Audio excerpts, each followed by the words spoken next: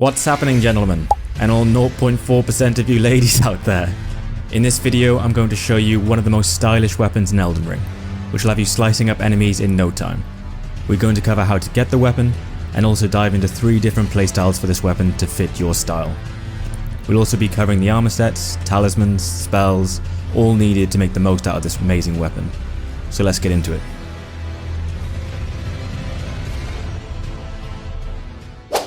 The Milady is a light greatsword which has the most stylish attacks in the game. The light and heavy attacks flow into each other seamlessly, allowing for a fluid attack throughout. We're going to be adding to this style by using the new Ash of War wing stance, which provide us with even more options when attacking. When using the skill, you'll hold your weapon out primed for attack, and from this point you have 2 options. The first is to use the light attack, which uses a 3-hit flurry of blows, which is perfect for building up status effects.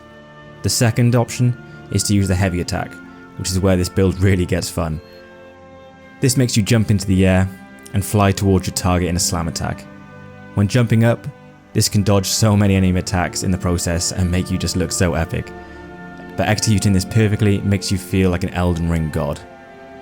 Another positive for this option is you'll also have hyper armor against many attacks, so you'll have the chance to trade with enemies a lot also. You can get this weapon relatively early in the DLC, and this is how you get the weapon.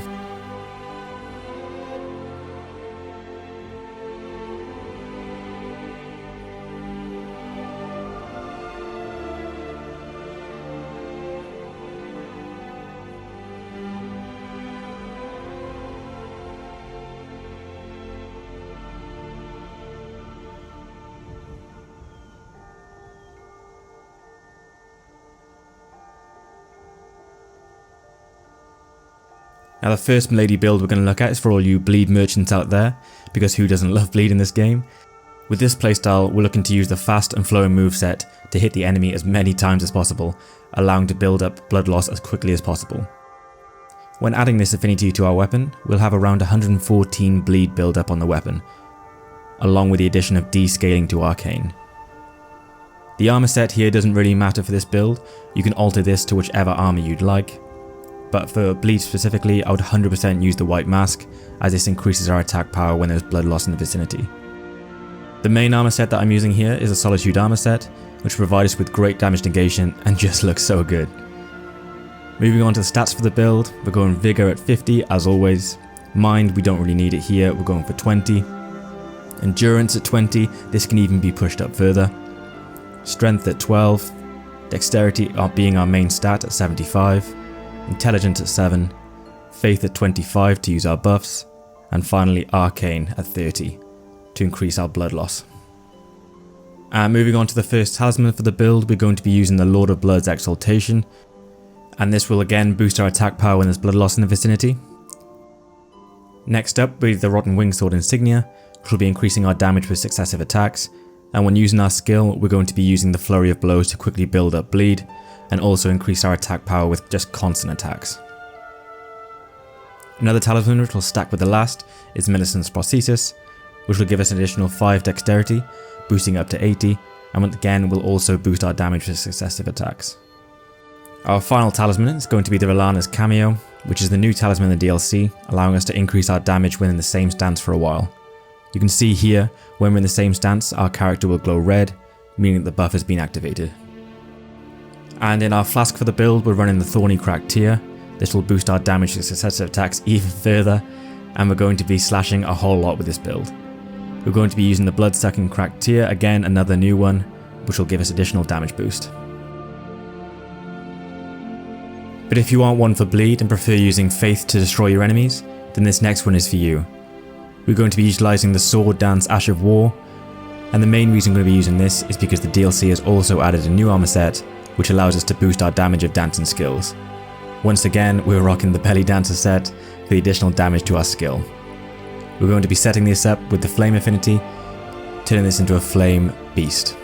This skill is very similar to our previous Hour 1 attack, and allows us to flow into our attacks from our skill and basic attack seamlessly.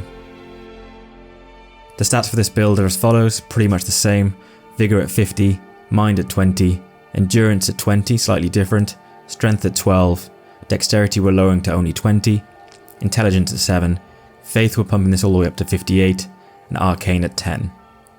We're going for a slightly lesser level with this one, basing it off a level 125 build. The talisman for this one, we're going with the Fire Scorpion charm. Of course, we're going to be utilising the flame affinity on this build, so this will add an additional 12% fire damage to our weapon.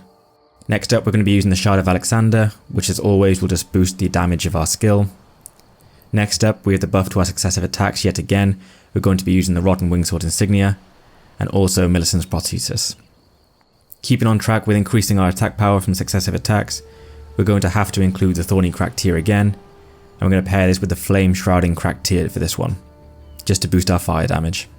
Overall, this build offers something completely different from the others, and you can pair this with a number of Faith incantations, allowing for a crazy versatile build, and you can really take this build in any different number of directions. Our final build is going to revolve around the Keen Affinity, and this build is for players who love pure raw damage on their weapon, without the need for status effects or magic or faith damage. With dexterity up all the way up at 80, you'll be dealing at least 300 damage with this weapon.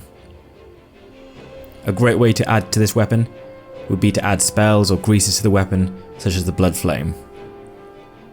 Again, our stats for this are going to be quite similar to the others: Vigor at 50, Mind at 20, Endurance at 30, Strength at 12, Dexterity 75, Intelligence at 7, Faith at 25 for our buffs, and Arcane at 10. Again, similar to the other builds, we're going to be using the Rotten Wingsword Insignia, Millicent's Prosthesis, and we can also add a new one here, which is the Green Turtle Talisman. We'll be using quite a lot of stamina with this build, as we're going to be spamming attacks over and over and over again. Finally, I'll go with the Rellana's Cameo here. There aren't a great amount of weapons that you can add this to, so it's perfect time for you to use this and try it out. The flask will contain the Thorny Cracked Tear, and also the Blood-Sucking Cracked Tear again. An alternative for this would be the Opaline Hard Tear, which provides with amazing damage negation if you are struggling with the Blood-Sucking Cracked Tear. For the buffs for the build, we're going to be using the same buffs on all builds here.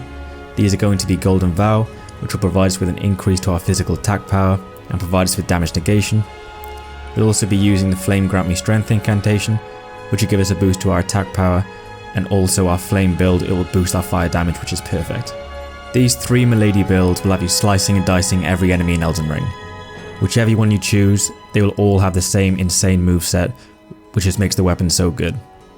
This definitely isn't one to miss, and if it does help you out and if you enjoyed the video, please hit the like button and be sure to subscribe for more content. Catch you in the next one, fellas.